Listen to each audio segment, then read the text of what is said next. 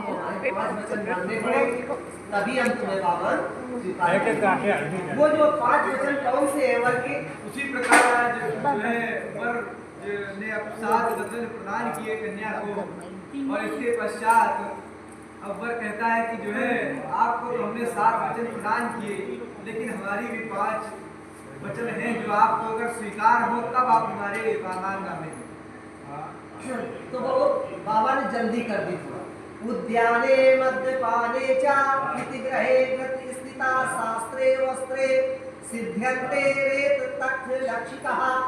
ओम वधूनाम, उद्यान नाम कहते हैं वन को, उद्यान नाम अधिरात्रि को, और उद्यान नाम दोपहर को भी कहते हैं।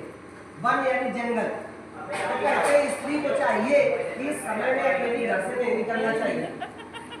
ये बात जब पार्वती मैया ने सुनी तो कहा मान लीजिए कि अकेली है घर में, आधी रात की है, तो आग लग जाएगी, जल जाना चाहिए, निकलना चाहिए।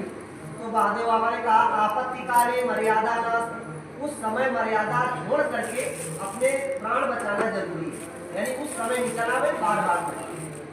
तो ये वचन विद्यामान है।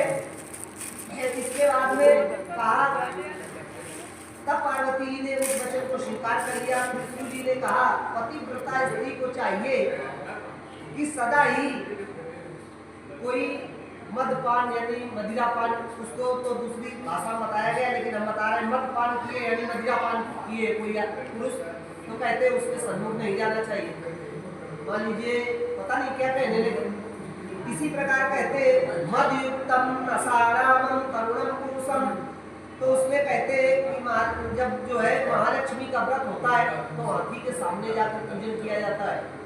तो कहते हैं उस दिन महालक्ष्मी व्रत में चली जाए, लेकिन आज के समय में तो महालक्ष्मी हाथी का व्रत, अगर महालक्ष्मी व्रत रखे भी है तो मिट्टी का हाथी घर में आता है, उसी के पूजन हो जाता है, सामने जाने की आवश्यकता नहीं है। फिर शिव जी बोले कि चाहिए स्त्री को कि पति इस प्रकार से पिता के घर में बिना बुलाए नहीं जाना चाहिए, और जो बिना बुलाए जाती है तो सती की तरह अवज्ञा होती है।